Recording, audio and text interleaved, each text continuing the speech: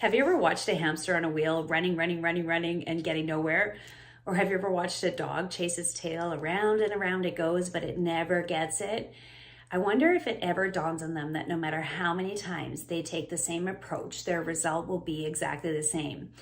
If you were to look at your life from the outside in, is it a lot the same? Taking the same approach to things over and over again, but expecting a different result?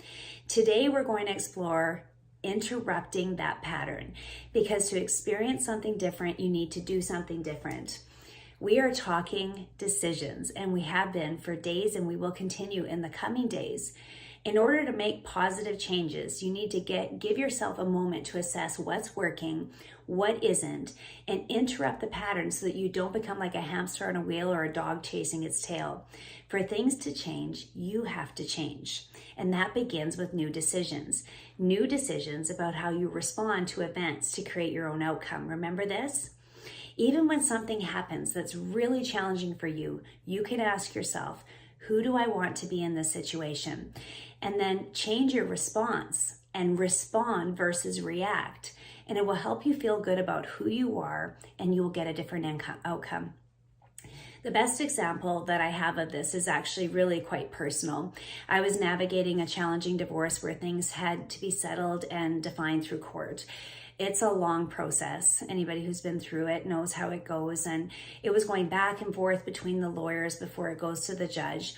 And my lawyer would often ask me for a decision as to how I wanted her to proceed. And I would tell her that I had to think about it, and then I'd get back to her. And sometimes that was frustrating for her because there was pressure from the other side to get things settled. But here's the thing. For many, many years of our marriage breaking down, I reacted to behaviors and situations when I was hurt, sad, angry, or frustrated. I knew to get something different, I would need to do something different. So I made a decision throughout my divorce process that I would never respond until I was in control of my emotions.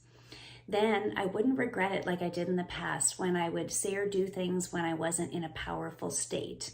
And guess what? Interrupting this pattern of destruction got me a different result. It didn't change how he acted, because that's not up to me. That isn't my responsibility anyway. But what it did do was make me feel better about myself, because I was coming from a place within me that I could accept and respect myself. Interrupt the pattern. Every time that you are tempted to react the same old way, ask yourself if you want to be a prisoner of the past or a pioneer for your own future. Because if you keep doing the same thing, you'll get the same outcome. And remember, the past can't be changed.